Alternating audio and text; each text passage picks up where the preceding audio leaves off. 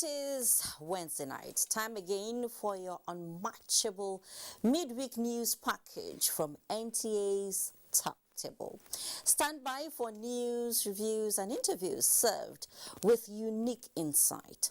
Tonight, President Buhari swears in new INEC national commissioners as key election dates draw closer. Foul Phil. House Committee grills companies involved in the importation of adulterated PMS into Nigeria. Goes under documents with fine-tooth comb. One in, one out. Zamfara Assembly impeaches Deputy Governor. State gets new Deputy Governor. He is a senator. The Northeast in focus as the federal government launches multi-sectoral crisis recovery project in the region. Constitution amendment to go under the gravel as Senate Committee on the Review of the Constitution submits reports. We have details of these and other reports which touch on our everyday life. Don't just take my word for it. Join us on this beat. After all, the taste of the pudding is in the eating. I am Fatima Moruba and this is News Extra. You're welcome. You can follow this news broadcast live on our website, nta.ng/live, and on YouTube channel, NTA News Online. You can also visit our Twitter handle at NTA News Now, Facebook page, NTA Network News, and Instagram, NTA Network, for updates. The Federal Executive Council has approved a revised policy for Nigeria's science, technology and innovation sector. Thus sustainable, the country keep pace with new and emerging technological advancement globally.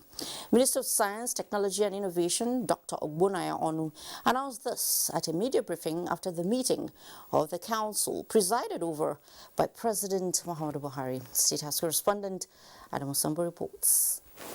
Records show that Nigeria's science, technology and innovation policy was put in place in 2012. Since then, there have been without doubt tremendous advances in the critical economic sector all over the world. And determined to ensure that the country remain in tune with the changing times, the Federal Executive Council considered and approved the revised policy on science, technology and innovation. The main objective is for us to use science, technology and innovation to improve the standard of living of our citizens.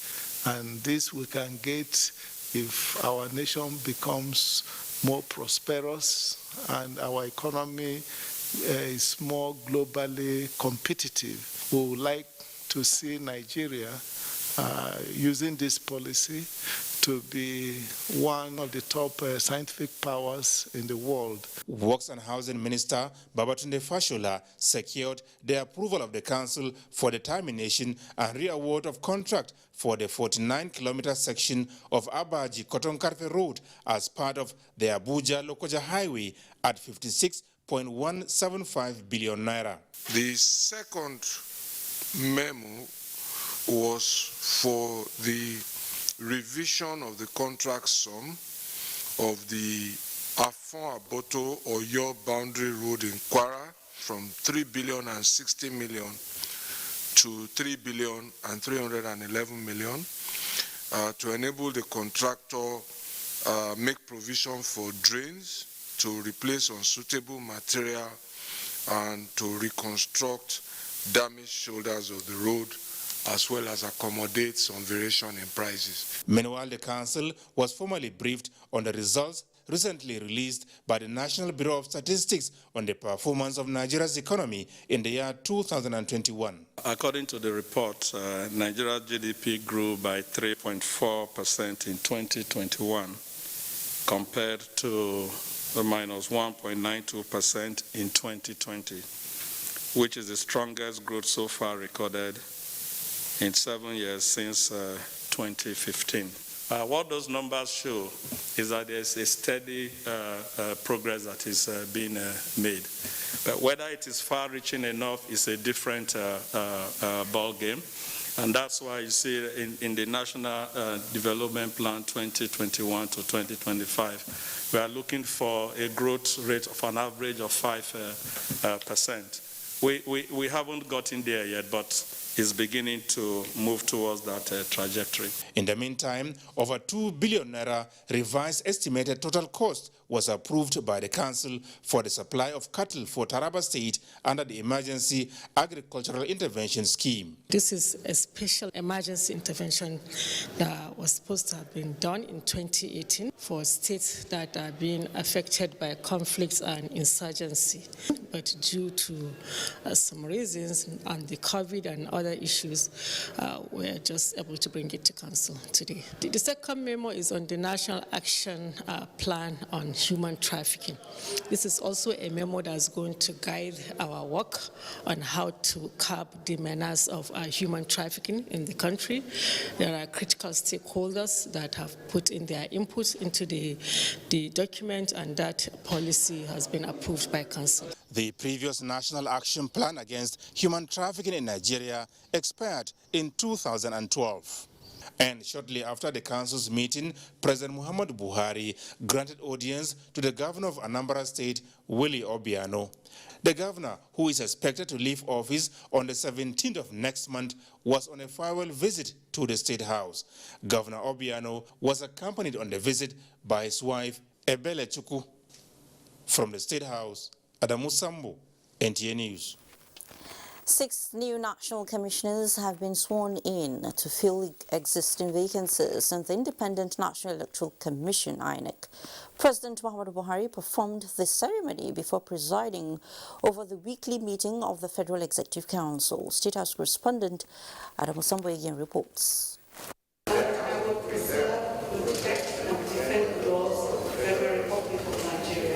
The new INEC National Commissioners comprise 2 returning for a second term in office and 4 newly appointed, all of them nominated by President Muhammadu Buhari and confirmed to be of unquestionable integrity by the Senate after a thorough screening exercise. The returnees are Mohammed Kudu Haruna from Niger State and May Abamuche Mbu from Delta State. Those appointed for the first time are Ukwegbu Kenneth Namdi from Abia, retired Major General Abubakar Modibo Ali Adamawa, Professor Rhoda Habo Gumus Bayelsa, and Sam Olugbadego Olumekun, Ondo State. Congratulations. President Muhammadu Buhari did not make any further comment at the swearing-in ceremony witnessed by Senate President Ahmed Lawan, Speaker Femi Bajabiamila, as well as the chairman of the Senate and House committees on INEC. The new national commissioners are, however, not unmindful of the high expectations of Nigerians and therefore promised to live above board in the discharge of their responsibilities. We feel honored that we've been nominated as national commissioners, and we'll make sure that, we meet the public expectations and the expectations of the president for a free, fair, and credible election. We want to assure Nigerians that we will deliver on a very, very clean election come 2023. We will key in to the mission and vision of INEC, and you just saw us taking an oath. So that oath guides us to ensure that Nigerians get the best in INEC. The yearning and aspiration of Nigeria will be fulfilled, inshallah. For INEC Chairman Professor Mahamoud Yakubu, the swearing-in of the new national commissioners was a good day for the commission. It's coming 3 days to by-elections in 4 states of the Federation, and as we plan for the Ekiti and Osun governorship elections, and then as we continue to prepare for the 2023 general elections. We will go on firing on all cylinders now that we have the full complement of commissioners, and Nigerians should expect the best out of the commission. Founded in 1998 and backed by the 1999 Constitution as amended, INEC has a mission to serve as independent and effective electoral management body committed to the conduct of free, fair, transparent and credible elections. This is to sustain Nigeria's democracy and indeed the desired democratic culture. From the State House, Adamu Sambo, NTA News. Meanwhile, with the Bible and Quran in their hands, the new INEC National Commissioners have sworn to the oath of allegiance. that was in the presidential villa. Mayor Ogidi was at the INEC headquarters and reports that the reception was quite extraordinary because one of the national commissioners has broken a jinx within the INEC workforce. The coaster bus cruised in from the presidential villa to the INEC headquarters. The atmosphere quite welcoming. Door opened. The chairman of INEC emerged. A cheering crowd waiting. I know who you are waiting. It's Ken and not me, the INEC chair told his staff. But who is Ken? I will tell you later. Not a day of long speeches, but hugs and selfies. 6 national commissioners, 2 returning, 4 new, and a resident electoral commissioner sworn in by the INEC chair. He is Olaniye, deployed to Ogun State as resident electoral commissioner. As I welcome the new commissioners, I urge you to deploy your vast knowledge and diverse experiences to the service of the country as unbiased referees. Outside the conference hall, there is an encouraging story to tell. That is the story of Ken I earlier promised to tell you. Kenneth Nnamdi Okwegu was posted to INEC in 1987 as NYC member. Lucky to be retained after service, grew to become a director of procurement INEC headquarters Abuja, and today sworn in as INEC National Commissioner. First INEC staff, both serving and retired, to be appointed as National Commissioner. You know, we have about close to 17,000 staff in INEC. I'm carrying the burden of those 17,000. If I don't succeed, it's a failure of 17,000 people. It's not just about me, and I will never fail. Hugs and prayers from excited staff to their senior colleague because the jinx broken. A ray of hope, the chances of them also attaining such height in the career getting brighter. So I'm very happy, and I thank Mr. President for this wonderful appointment. And I also want to say that the appointment is a motivation to INEC staff. And we hope in subsequent appointments, Mr. President will consider INEC staff with vast experience who are also versatile in the electoral process to fill in gaps. Ken is keen on making them proud as he bids farewell to his former office in a rather emotion-laden mien. But he goes higher, so it's a good news for all. Mayor Ogidi, NTA News. Sure, good news for all. President Muhammadu Buhari is expected to sign the long-awaited Electoral Act Amendment Bill 2021 this Friday, other things being equal. Authoritative presidency sources confirmed that the president would be performing his duty of assenting to the bill around 12 noon. This is coming after public anxiety had mounted in the last few weeks, as some critical stakeholders and some members of the public have already concluded that the president is withholding assent again. The National Assembly transmitted the Electoral Act Amendment Bill 2021 to President Buhari on January 31st, a second time having reportedly revised the bill, which he withheld his assent to for some noted reasons. Even though the president is yet to assent to the re-amended bill more than 20 days after it was transmitted to him. Constitutionally, he has a 30-day window within which he is mandated to either assent or state reasons for not doing so. In another story, the Senate Committee on the Review of the 1999 Constitution of the Federal Republic of Nigeria 2022 has laid its report before the Senate. National Assembly correspondent Ignatius Nko reports that the First Lady of Nigeria, Aisha Buhari, witnessed the laying of the report. It's been hands-on for the Senate Committee on the Review of the 1999 Constitution. After a series of consultations, engagements and public hearing at both zonal and national centers, the committee led by the Deputy President of the Senate, who is also chairman of the committee, Ovie Omoagege, has concluded works on the draft copy and led it at plenary. First Lady of Nigeria, Aisha Buhari, in company of Minister of Women Affairs, Pauline Talin, that of Finance, Budget and National Planning, Zainab Ahmed, and other top female government officials were in the chamber to witness the presentation. Mr. President,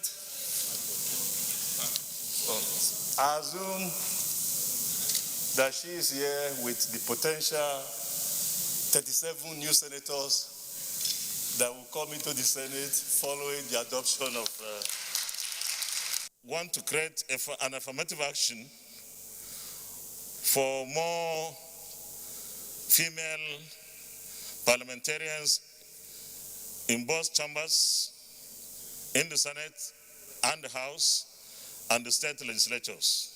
Senate passed the Maritime Security Trust Fund Establishment Bill, University Teaching Hospitals Reconstitution of Board Act Amendment Bill, and the Orthopedic Hospital Management Board Act Amendment Bill.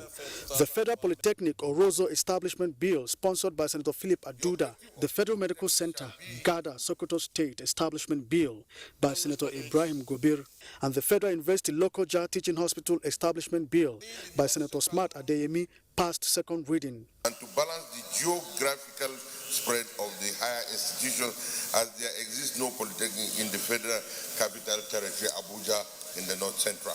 This bill, when passed, we have no immediate financial burden on the federal government treasury, as the facilities for the takeoff of the proposed teaching hospital, Mr. President, is the Federal Medical Center, Lokoja, that will be upgraded to the status of the teaching hospital. Senate, through a motion by Senator Bala Ibn Allah, urged President Muhammadu Buhari to deploy more security agencies to parts of Kebbi State battling with banditry and cattle rustling. The Chief of Defense Staff to establish an operational base within the affected areas with a view to finding lasting solutions to the security challenges. Worried by the poor state of maintenance culture in Nigeria, the Senate has begun the consideration of a bill that seeks to provide for mandatory public infrastructure maintenance. This was one of the 5 bills that were passed for first reading. From the National Assembly, Ignatius Nkwo, NTA News. But the report on 68 bills seeking amendment to some sections of the Constitution is now before the House of Representatives, paving the way for the conduct of voting on each of the bills. National Assembly correspondent Lami Ali reports that, just as in the Senate, Nigeria's First Lady was in the Green Chamber to witness the exercise.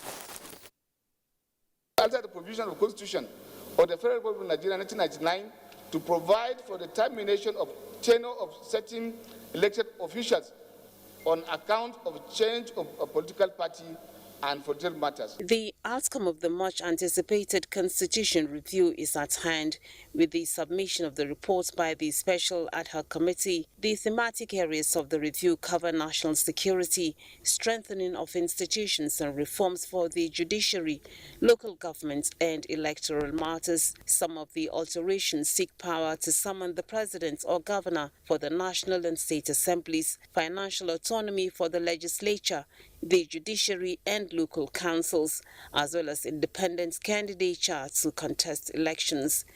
Bills seeking space for more women in decision-making attracted an entourage of Nigeria's First Lady Aisha Buhari to witness the laying of the report. Provide for special seat for women in National and State House of Assembly and for different matters.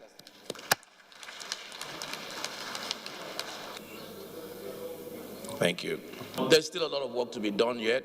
We're still in the process, and there's still a lot of lobbying to be done on both houses. And by God's grace, we'll get through this one. Voting on the bills will be conducted on the 2nd and 3rd of March 2022. Other considerations at plenary include the second reading of a bill to establish Unclaimed Financial Assets Agency and a bill to establish Federal Medical Center Zuru. Among motions adopted is the need for authorities to deploy fighter jets to parts of Kebbi State to combat kidnappers and bandits in their hideouts. Bandits are moving in hundreds from village to village, house to house in Donkosago and Sakabo local government of Kebbi State, in search of cattle to rustle, innocent civilians to kidnap, foodstuff to set ablaze and women to rape. Also adopted is the motion from Bello Kawuji appealing for assistance to victims of a recent fire disaster in Bagudu, and the motion from Ajibola Moraina seeking development of tourism potentials in Oyo State. Economic activities at the market has virtually been grounded, leaving the victim financially handicapped and emotionally and physiologically distressed. The hills situated in the town in the Barakwa Central local government area for your state is gradually emerging as a new tourism center, as it has been attracting patronage from local and international tourists. House Speaker Femi Gbajabiamila emphasized the need for some sections of the media to desist being mischievous on happenings in Parliament. We don't want mischief makers to misinterpret what happened. Honorable Michela is one of our very best legislators, one of our good ones. From the National Assembly, Lami Ali, NTA News. And in continuation of her solidarity and support to gender parity, the First Lady Aisha Buhari earlier today took part in Wednesday's plenaries of 2 chambers of the National Assembly to observe proceedings on issues related to women participation in politics and other decision-making processes. State House correspondent Aliu Kabir has that. Accompanied by the Ministers of Women Affairs, Pauline Talen, and that of Finance, Zainab Ahmad, and other Nigerian women, the First Lady was at the National Assembly to observe the proceedings at both chambers of Senate and the House of Representatives on issues of national importance. Specifically, the First Lady was concerned of the constitutional review on matters affecting the promotion of women inclusion in all affairs of national development. As submitted by various ad hoc committees of the National Assembly, the review for amendment of the 1999 Constitution on a bill for an act to alter the provisions of the Constitution to, among others, provide reserved quota for women and to also provide special seats for women in the National and State House of Assembly and to give due consideration for affirmative action for women in political party administration. The First Lady is optimistic that the bill, if passed into law, will go a long way towards enhancing the cause of women for the overall national development. We are here this afternoon to peacefully observe the proceedings on constitutional review about women, and also to listen to the proceedings also concerning the 35 affirmative action about women and special additional seats for women in the National Assembly. While acknowledging the presence and the doggedness of the First Lady in this direction, President of the Senate Ahmad Lawan and Speaker House of Representatives Femi Gbajabiamila assured the First Lady of doing everything possible within the ambit of the law to give due consideration to the bills in the best interest of the nation. This is the first time a serving First Lady of Nigeria is attending plenary session at both chambers of the National Assembly. I am Aliu Kabir, NTA News. Minister of Women Affairs Dame Pauline Talen has congratulated the First Lady Mrs. Aisha Buhari and Nigerian women on the historic visit of the First Lady to the Senate chambers and the House of Representatives to witness the laying of the report of the Constitution Review Committee. The minister also commends the leadership of the 9th National Assembly, led by distinguished Senator Dr. Ahmed Lawan and the Speaker, Honorable Femi Gbajabiamila. The promises made to the visiting delegation is a true demonstration of the gender sensitivity of the members of the 9th National Assembly as a whole to bring about equity in nation building. Dame Talen praised the Joint Committee on Constitution Review for doing an amazing job in the issues and concerns of women as captured in the final document that was laid before the National Assembly today. She says Nigerian women are confident that the promises made by the leadership of both chambers will be fulfilled and put Nigeria on the credible path as the true giant of Africa. And President Muhammadu Buhari joins all church leaders, members, families and friends to felicitate with primate of the Church of the Lord Worldwide, TCLW, Most Reverend Dr. Rufus Akikiola Esitelu, as he turns 70. In a statement, President Buhari rejoices with the TCLW leader, taking into account his many contributions to national development, particularly in education, health and infrastructure, and most significantly, consistently upholding the nation in prayers. The president believes the scholarly background of Dr. Ositalu and many leadership roles he has played as former vice president of Christian Council of Nigeria, amongst other positions, is evident in his position on counseling leaders on programs and policies that directly improve the livelihood of the people. Let's take a short break. When we return, House grills companies on the importation of foul fuel. Plus, stakeholders brainstorm on energy sufficiency in the ECOWAS sub-region. Stay with us.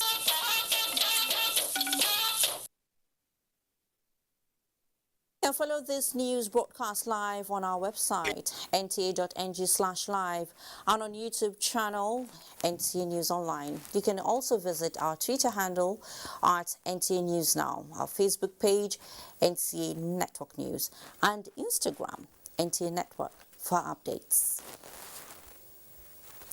The companies involved in the importation of adulterated PMS into Nigeria have been requested to provide backing documents of the origin, quality and quantity of the products in question. The House committee investigating the matter made the request after receiving oral summary of the delivery by the companies. National Assembly correspondent Abdullahi Aminu reports.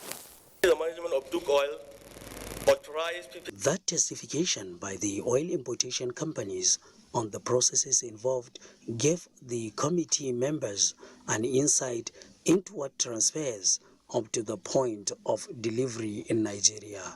As we had executed was to ensure the quality delivery up to when the STS, the ship-to-ship transfer, happened. As a responsible government entity, we are not just in business to make money, but also to guarantee the energy security of our great nation and will never compromise. The committee identified that the whole 37 metric tons of the imported PMS by Duke Oil Company was quarantined, while supply by the other companies were stopped by the NNPC after the discovery. We will go through the documents, and if there is need for us to call you, we'll do that. The committee has resolved to review submissions by the oil importation companies involved. From the National Assembly, Abdullahi Aminu, NTA News. Well, thank you, Abdullahi. And next on News Extra is Business News with Benny Adams. Benny, it's over to you. Thank you, Fatih, and welcome to Business. We start by telling you that oil prices took a breather on Wednesday after surging to 7-year highs the previous session as it became clear the first wave of US and European sanctions on Russia for sending troops into eastern Ukraine would not disrupt oil supplies. At the same time, the potential return of more Iranian crude to the market, with Tehran and world powers close to reviving a nuclear agreement, also kept a lead on prices.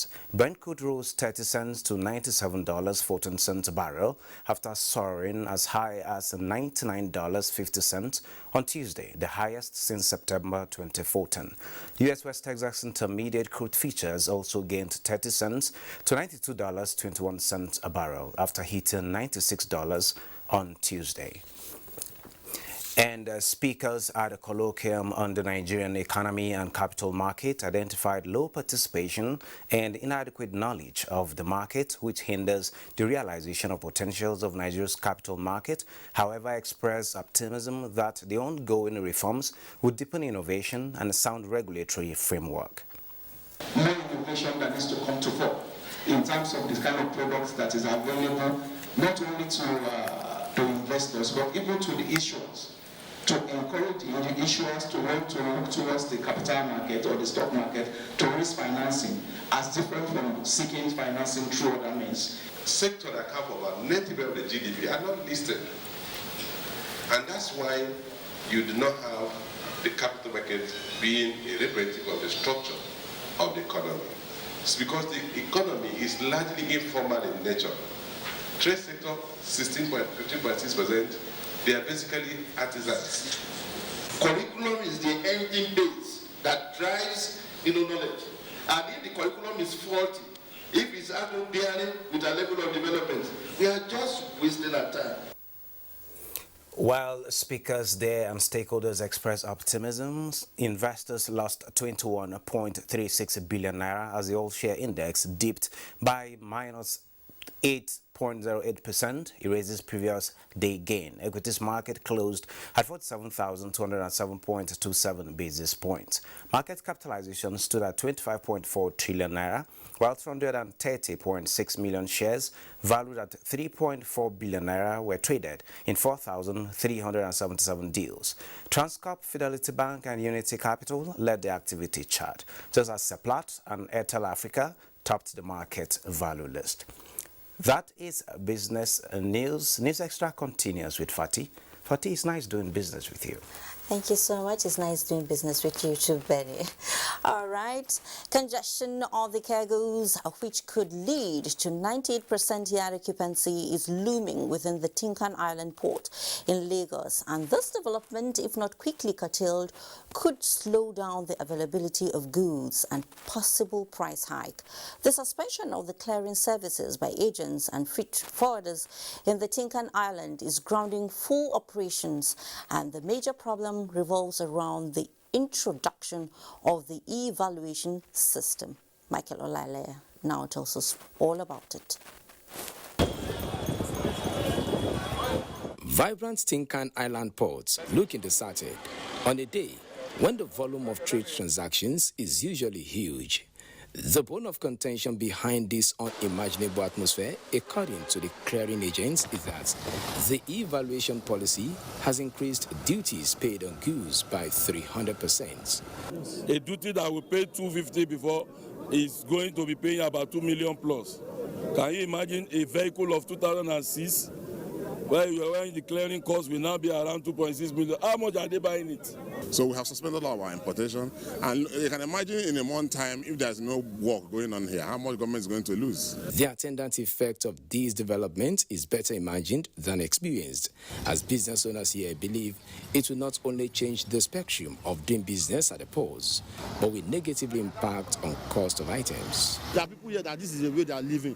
If you increase this thing now, you will begin to lose. You lose your importer, you lose your job. You don't make things like this, start the automation, one, without carrying along the stakeholders, the critical stakeholders, like the freight forwarders.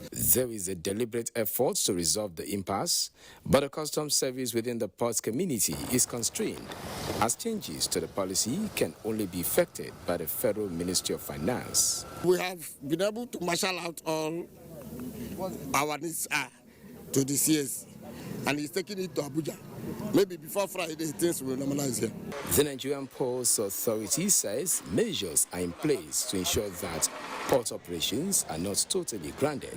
If you go around now, you will see that there are police and NTA security all at the beats, escorting them while they do their protest peacefully. And we've told them this is a national asset. They cannot afford to disrupt people that have come here to do their business legitimately. The suspension of services by clearing agents and freight forwarders is not in the interest of the port community. This is because it is coming at a time efforts are on to decongest yard occupancy and reduce turnover time on cargo evacuation. But the big question here is that who pays for the demurrage incurred while the strike lasts? In Lagos, Michael Olaleye, NTA News. One of Nigeria's giants in the provision of digital financial solutions in the country and across Africa, System Spec Limited, has clocked 30 years of its existence. The company is popular for repositioning the financial management system of several companies through its flagship product, Remitter, which powers the Treasury Single Account Project. Amaka Owo was at the commemorative press briefing and now reports. System Specs Limited is a household name established in 1992 with the aim of developing human capital and financial software products such as Human Manager that revolutionized the payroll and human resources processes, Remitter, and PayLink. These solutions brought about financial efficiency and transformed the financial ecosystem of various sectors. The Managing Director, System Specs Limited, John Obaro, says celebrating 3 decades means it's time to position the future. He also reiterates that System Specs Limited, as an indigenous company, has remained committed to software development, ensure transparency and easy financial transactions.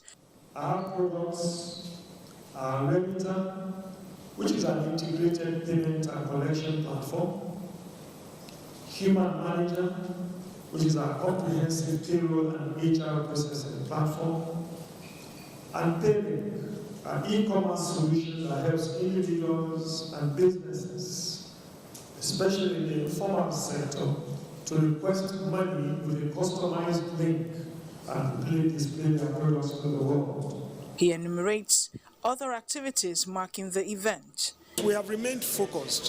One thing we've learned to do is practice business with integrity. Part of what that means is that we don't go out to get businesses which we are not qualified for. System Specs Limited has the vision to give Africa its recognition on the global software landscape. In Lagos, Amaka O, NTA News. It's a waste which many detest, an eyesore and a cocktail for the transmission of disease when mismanaged. Technology has, however, found a way of making use of this waste as a clean source of energy. What is this waste and how can it be converted? Abdullahi Mohammed reports.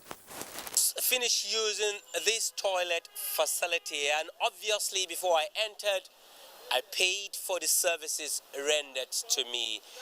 But there is high likelihood that in the very near future, those who are managing this facility will have to pay me to deposit my sewage waste here.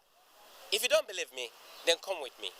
Shit business is now beyond taking change for each squad. The world has forged ahead of these. People now squad use themselves for a reward. You go to some coffee shops in Europe, in Japan, and other areas. Use the toilet in that particular restaurant or coffee shop. They will give you free coffee. But why would you pass out waste and get rewarded? This waste or this sewage that you are seeing is a resource. So we are working tirelessly with our development partners to institute and also institutionalize a scientific way of managing this sewage. Sewage waste has now become a gold mine because of its capacity to be converted to a reliable source of energy. If that is the case, a puzzle is to be sorted out here. How can households convert their sewage waste to energy? That took me to the comfort zone of an associate professor in the field of renewable energy. He says it's no rocket science, but a simple collection and heating process which translates to methane gas. In simple terms, these energy resources can readily be converted into biogas and used on site at the domestic level. So that means individual houses or group of houses or even municipal houses or municipal setup can actually utilize this important form of energy. I thereafter met Belyamin, who is among the new breed of farmers building back the rice and maize pyramid. Fertilizer, he says, remained a critical ingredient driving the success of Nigeria's agricultural revolution. Price of fertilizer is skyrocketing. His frustration left me with a bell ringing in my ear. So I went back to the associate professor who says Nigeria can leverage on sewage waste to meet the fertilizer needs of its farmers. Nigeria has a potential of about 88 million tons of this biogas, this biofertilizer per annum, 88 million tons. And this quantity is equivalent to almost what was used then for about 10 years, what the synthetic fertilizer we imported. When I left the associate professor, I kept wondering why open defecation? Why wasting sewage waste to the detriment of humanity? And why not adopt the sewage waste to energy system to boost our commitment to a healthier source of energy? In Abuja, Abdullahi Mohammed, NTA News. Lovely questions, Abdullahi. Why? Well, we know the answer. The Economic Community of West African States, ECOWAS, has commenced the construction of a regional power line to connect member states under the West African Power Pool. Joshua Jito reports that at the flag of construction in Niger Republic, member countries restated commitment to the implementation of the project, which will increase access to electricity and boost the economy of the sub-region. 875 kilometers power line to be constructed across ECOWAS member countries to achieve unified electricity market for energy sufficiency in the sub-region. Foundation laid in Gondubanda at the outskirts of Niamey, Niger Republic, to commence construction of the power line. Nigeria's Minister of Power, Abubakar Aliyu, and his counterpart of defense, who represented President Muhammadu Buhari, joined ECOWAS chairman and Ghanaian president, as well as Niger president, to flag off the project. $568 million is to be expended on the project, which African Development Bank, World Bank, French Development Agency, and NEPAD are financing. At the opening of the 33rd session of ECOWAS West African Power Pool Ministerial meeting, Nigeria restates its commitment to ensuring that the sub-regional electricity project is completed. Joshua Ojito, NTA News. And we head to Lagos now. Chi Limited, the leading manufacturing company in yogurt and juice in Nigeria, has introduced Chivita Smart Malt Drink, the first still drink for children. Managing Director, Chi Limited, while launching the new brand of products, said the nourishing malt drink will drive energy to learn and play in children. Abolade Salami reports. Limited, a company that prides itself with outstanding records in the production of fortified juice and yogurt drinks, has continued to maintain its leadership position in ensuring the satisfaction of customers through its numerous brands of products. In a bid to encourage the intake of drinks rich in vitality and nutrients to build good body metabolism in children, Chi Limited has introduced into the Nigerian market the 125 milligram size classic malt taste drink made from natural extracts with vitamins A, B2 and B6.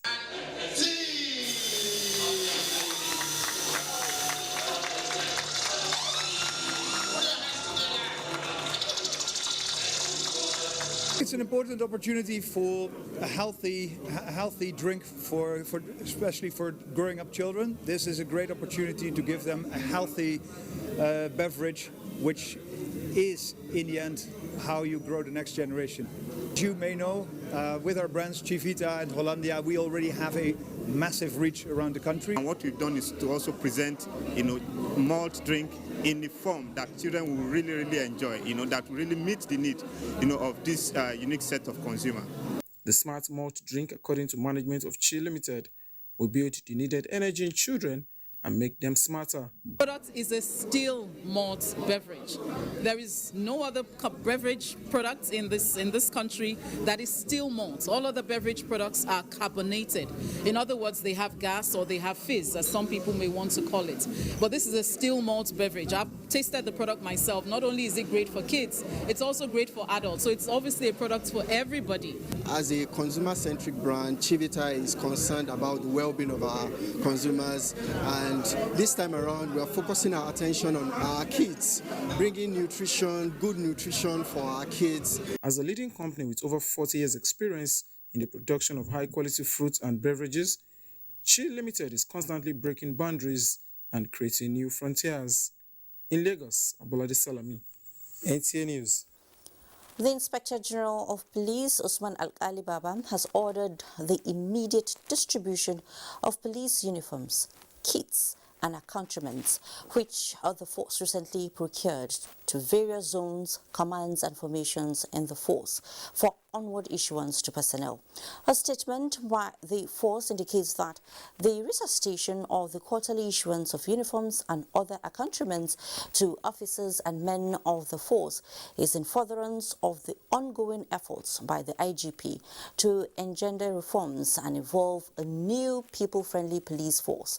The issuance of the new uniforms and accoutrements, which is a continuous exercise, is free of charge, as provisions have been made for the continuous procurement in the police budget.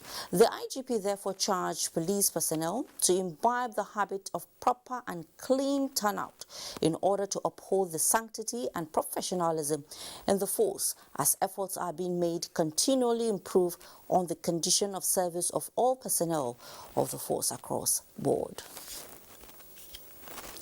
We'll take a breather now. In the next segment, it is a case of revolving doors in the office of the Deputy Governor of Zamfara State. One goes out, one comes in, all today. Thanks for being there. Member of the All Progressives Congress and publisher, Blueprint Newspapers, Mohammed Idris Malagi, has donated the sum of 43 million naira and 31 Sharon buses to the party in Niger State. The donor, Idris Malagi, says the gesture is to support APC activities in the state for success. Fatima Ali reports. The State All Progressive Congress Secretariat in Minna was a beehive of activities as party festivals from all the 25 local government areas converged to receive the donation of 31 Sharon buses and the sum of 43 million naira to boost the activities of the party in the state. Of the 43 million naira and 31 buses donated, each of the 25 local government party secretariats received a Sharon bus and 1 million naira, while the 3 senatorial districts got 3 million naira and 3 Sharon buses. The state office of the party was given 15 million naira and 3 Sharon buses. The donor and publisher, Blueprint Newspapers, Mohammed Idris Malagi, who congratulated the new leadership of the party in the state, said the benevolence is to enhance the activities of the party in the state and wax it stronger. As loyal party members, we will continue to give all of you support so that the ideals for which the APC is known for will be carried to the letter. We will also continue to give women and the youth the proper attention that they so deserve. We recognize the fact that we cannot run a successful democracy or any political program without meaningful inclusion of women and youth across board. Mohammed Idris Malagi also shared in the pains of the communities affected by the activities of terrorists in parts of the state. I want to also, Mr. Chairman, share with you the pain and the agony of our people in Shiroro local government and in other places where bandits and terrorists are threatening the peace and threatening the very existence for which Niger State is known for. We pray that through this party, Allah will provide us a way to ensure that this thing has become a thing of the past. State APC party chairman Ali Zakari Jikantoro and other executives appreciated the gesture, describing it as indelible, saying it will serve as a unifying factor among party members in the state and give it more dignifying bearing. In Minna, Fatima Aliu, NTA News. Zamfara State Chief Judge Justice Kulu Aliu has sworn in Senator Hassan Mohammed Gusau as the new Deputy Governor of the state. This followed the confirmation of his nomination by the State House of Assembly shortly after the impeachment of his predecessor, Mahdi Aliu Gusau. Jamilu Ibrahim has the details.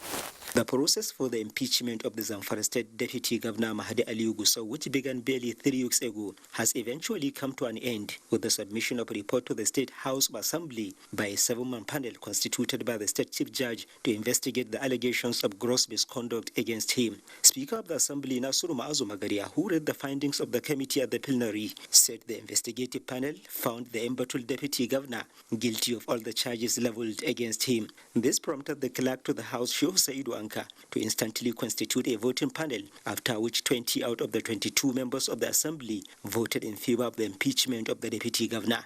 By prohibition of the law, the Deputy Governor of Zamfara State, Pastor Mahdi Aliyu Muhammad Gusau, being guilty of gross misconduct, is removed from office from today, 23rd day of February 2022. This is what we say, aye. Against nay, I have served. The seven-man panel that investigated the allegations against the impeached deputy governor, led by retired Justice Halidu Tankosoba, had concluded its sitting on Tuesday this week as seven-man witnesses testified before the committee. The impeached deputy governor, however, shunned the panel on a premise that it was illegally constituted. Meanwhile, Zamfara State Chief Judge Justice Kulu Aliyu has sworn in Senator Hassan Muhammad Gusau as the new state deputy governor.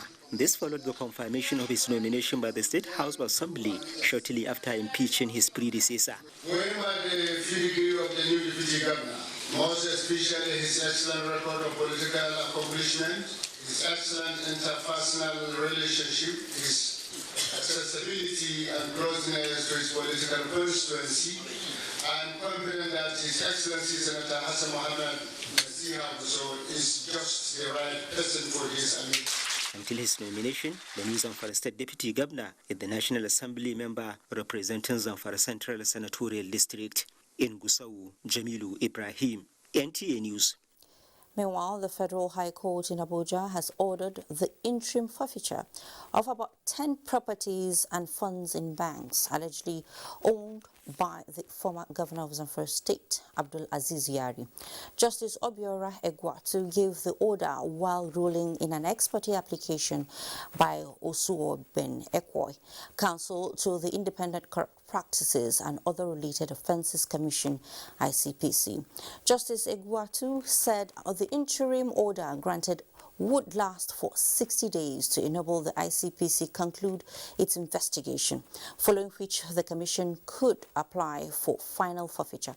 The court also ordered the ICPC to publicize the order for any person or persons with interest in the affected properties to show cause within 14 days why they should not be permanently forfeited to the federal government.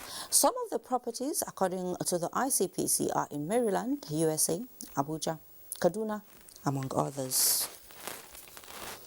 3 states of the Northeast region are currently being earmarked for the implementation of major intervention projects under the Multi-Sectoral Crisis Recovery Project and Additional Financing Scheme. This came to the fore during the official launch of the project and performance assessment of previous interventions aimed at stabilizing and rebuilding the region. Abakar Usman Akwanga reports. East region has suffered economic and social pressure from the activities of the Boko Haram insurgents, leading to mass exodus of inhabitants and monumental damage to property. To resettle and recover greater percentage of displaced persons and wealth lost to the social unrest, a new project is being launched with additional financing assisted by the World Bank. The Commission has been working on the Northeast Development and Stabilization Master Plan. This takes into consideration the various projects and plans already ongoing, of which the MCR fee plays a big part.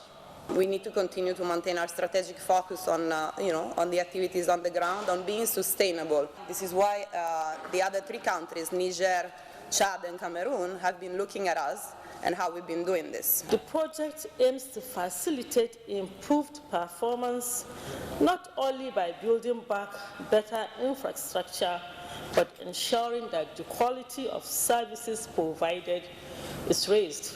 Regional collaboration and coordination, the silting of the Lake Chad Basin, and Nigeria's strategic position in PROLAC through the new vista are some of the potent tools required for the stabilization drive in the region. Assurances here are made by frontline organizations with commitment to achieving greater results and prospects as the project set to commence in no distance time from now in states of Borno, Adamawa, and Yobe. In Abuja, Abubakar Akwanga, NTA News. The Director General, National Council for Arts and Culture, Otumba Olusegun Ronshere, has pledged stronger ties with the with the Bulgarian government in the area of marketing their rich cultural heritage. The Director General made this pledge in his office when he hosted the Ambassador Extraordinary of the Republic of Bulgaria in his office. Ranshewe revealed that the Republic of Bulgaria has featured regularly in the International Arts and Crafts INAC Expo. The annual program of the NCAC aimed at showcasing their arts and crafts of different countries to the world. Otumba Ranshewe promised to make this year's INAC Expo bigger and better, and promised to use the event to cement the existing relationship between Nigeria and the Republic of Bulgaria. The Ambassador Extraordinary of the Republic of Bulgaria, Yanko Yordano, said he was in the council to seek cooperation between his country and Nigeria through the National Council for Arts and Culture, and to present the symbol of their cultural heritage to the council. He revealed that the cultural relationship between Nigeria and Bulgaria dates back to 1964. Yanko, however, solicited the cooperation of the council in putting together activities in addition to the INAC Expo that will not only showcase both, also market the structural heritage of both countries and create room for cultural diplomacy amongst both countries. And the fourth segment of the news, Council on Digital Economy in the works. Plus, Brazil partners Nigeria with the zeal to combat COVID-19. We'll be right back. Great to have you back. You can follow this news broadcast live on our website, nta.ng/live, and on YouTube channel, NTA News Online. You can also visit our Twitter handle at NTA News Now, Facebook page, NTA Network News, and Instagram, NTA Network, for updates. Leveraging on the potential of Nigeria in the digital space for economic growth and national image is a task for all stakeholders. Minister of Communications and Digital Economy, Isa Ali Pantami, who started this at an interactive session in Lagos, also said government is to establish a national council to maximize benefits derivable in the sector. Samuel Johnson reports. The world is digital. The interactive session with industry players in attendance is for the minister to have open discussion and prefer solution to the identified problems. From infrastructure to cost of production, including data, speakers at the event believe that government, regulatory agencies, and the private sector need more collaboration for Nigeria to excel in information communication technology. The government has made a lot of progress on ease of doing business in Nigeria. There's a digital aspect that we can put in there of ease of doing business to transform the digital economy. Right now, the regulators are working in silos, and sometimes they are stifling innovation because they are over-regulating. What is happening around the world in the postal communities is about digitization. From the perspective of regulatory intervention by the NCC, we're doing a lot to spur the growth of startups. While commending the digital innovation experts for complementing government's efforts at providing jobs for the teeming youth, the minister assured participants that the Council on Digital Economy being considered would address all issues raised at the session. Having the National Digital Innovation and Entrepreneurship Council to be chaired by Mr. President. All the issues we raised here, whether regulatory issues, whether the issue of taxation, issue of security institutions, and many more. All these important institutions are part and parcel of the council. The minister's team also interacted with some ICT support outfits. In Lagos, Samuel Johnson, NTA News. Connecting the world in combating the ravaging impact of coronavirus and other diseases affecting humanity is making headway as more partnerships come the way of Nigeria to strengthen technology transfer and research. The latest by the Federative Republic of Brazil, Ministry of Science and Technology and Innovation, set in motion agenda at a meeting between the minister astronaut Marcos Pontes, and ambassadors of 3 African countries, including that of Nigeria, Professor Mohammed Ahmed Magarfi. Suleiman Rugachukwu reports. 400 kilometers. The 2 other ambassadors at the meeting were that of Algeria, Rachid Bouladhani, and Martin Abo Beng of Cameroon, in addition to President of Global New Economy Forum, Victor Borges, and Brazil's Chief Executive Officer of Diplomacia Business, Elna Souza. Following development of strategies by a special committee of experts to combat the pandemic in Brazil, the meeting considers the urgency to share research and technologies with the African countries. Minister of Science, Technology and Innovation, astronaut Marcos Pontes, highlights initiatives by Brazil since the outbreak of the pandemic to include production of diagnostic tests, respirators, and development of National Technology Center of Vaccines. President Global New Economy Forum praises the initiative, saying it is laying foundation for humanity to defeat the virus.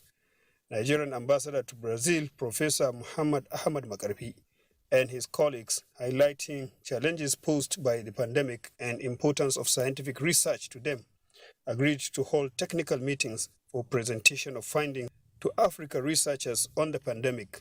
Sulema Rigachkun, NTA News. To ensure that older persons in the country live a life of peace, dignity and respect, the National Senior Citizens Center is walking the talk by taking the advocacy to communities. Ruth Aguela reports that the Director General, Dr. M.M. Omokaro, led a delegation with its partners to the palace of the Sapei of Garki in the FCT to seek support on ways to prevent, remedy and redress issues of elder abuse. The sound of the flute heralding the entrance of the Royal Highness, the Sapei of Garki in the Federal Capital Territory. It is a new dawn for all the persons in the community, as the National Senior Citizen Center has come with its delegation to interact with the people, find out areas of diverse concerns of older persons, seek support, and provide solutions in protecting the rights of older persons from abuse and neglect. You have mechanisms, systems in place that you deal with things that concern older people.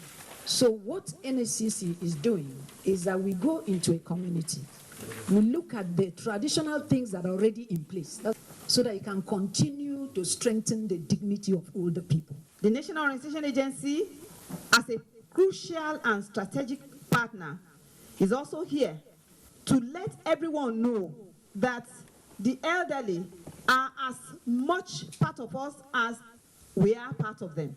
For the Royal Highness, restoring values in society requires a collective effort. And all of us are the cause of our problem.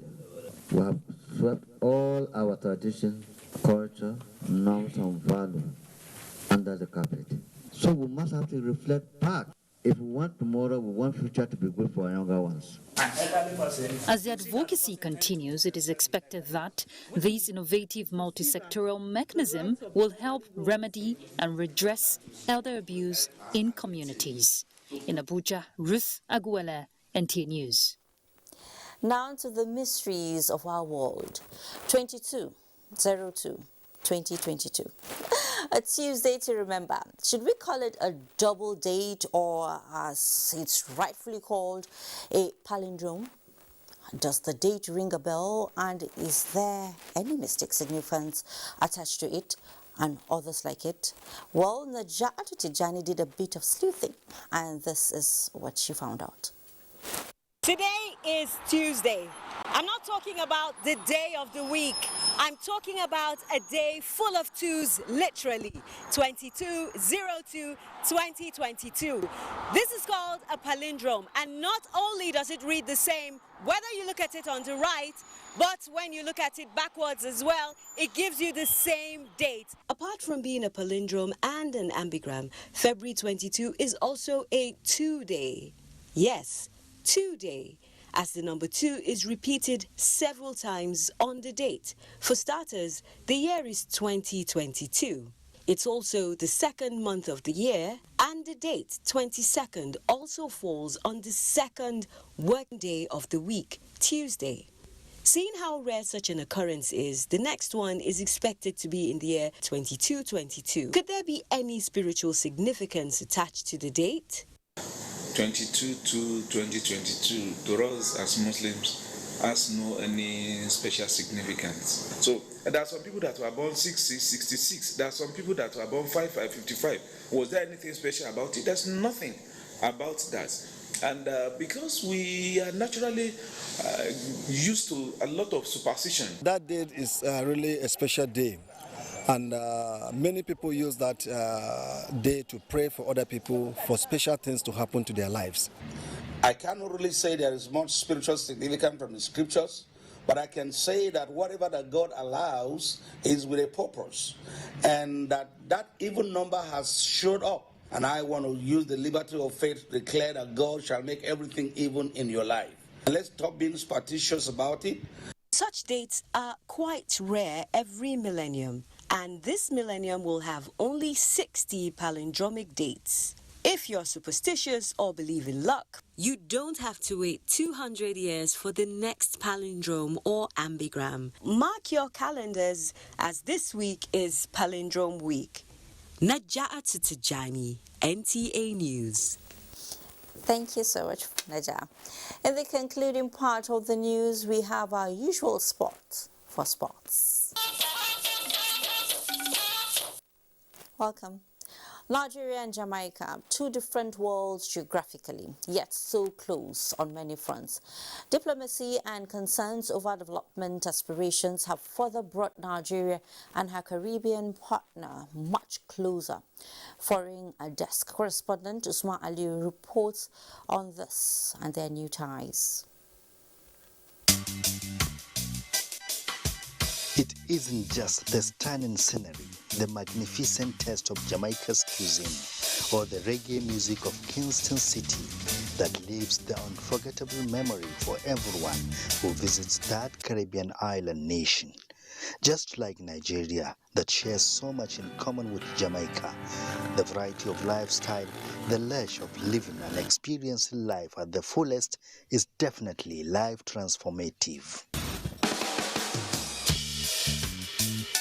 But the experience of traveling to Jamaica or to Nigeria from that country is another ball game. It requires that the intending tourist will crisscross several cities in Europe or the United States before getting to Kingston. But now, all of that is water under the bridge. A trip from Nigeria to Jamaica is now reduced to a 10-hour direct flight, and the inaugural flight was what brought Jamaica's Minister of Foreign Affairs to Nigeria for the Joint Commission engagement.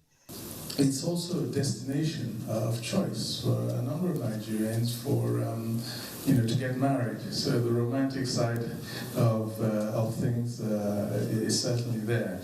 And of course, while I was also there, we were taken to see a heart hospital that's actually set up and run by a Nigerian. Now that Minister Oneyama has shared with you what a wonderful destination it is for romantic and other, of course, more practical reasons, such as engagement in trade, in commerce, and cultural exchange. The convergence here provides significant illustration between the Caribbean nation, Jamaica, and Nigeria, making it a new package of hope and aspiration, as both countries have roots in culture and history. Jamaicans are mostly of sub-Saharan Africa descent, and so the connection with Nigeria is another anticipation for better growth of partnership opportunities. Usman Aliyu, NTA News. Amazing. Next is Sports Update. Esther Okoronkwo struck on 87 minutes as 11-time champion Super Falcons of Nigeria booked their place in the 2022 Africa Women's Cup of Nations after beating the Lady Elephants of Cote d'Ivoire 1-0 in the second leg final qualifier in Abuja Wednesday evening. Goalkeeper Chiamaka Nnadozie saved a penalty in the 33rd minute to ensure that the Falcons maintained their first leg 2-0 victory to finish the double header on a 3-0 aggregate.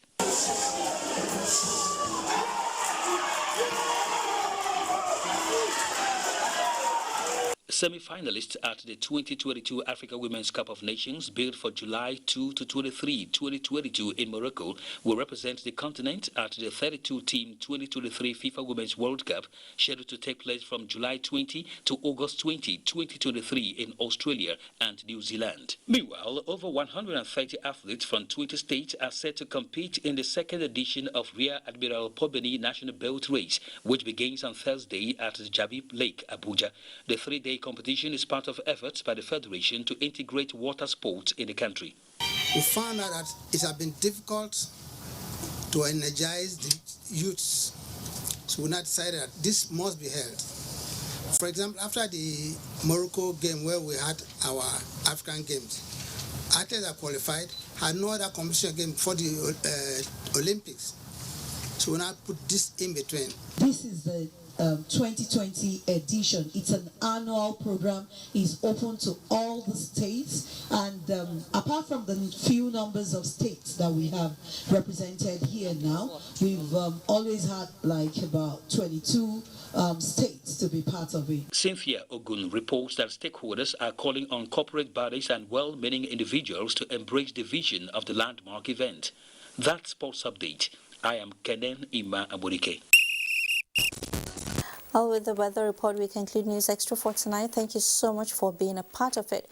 But before we go, remember to join NTA in the crusade against rape and rapists. I am Fatima Omar Buba. Enjoy the rest of your night.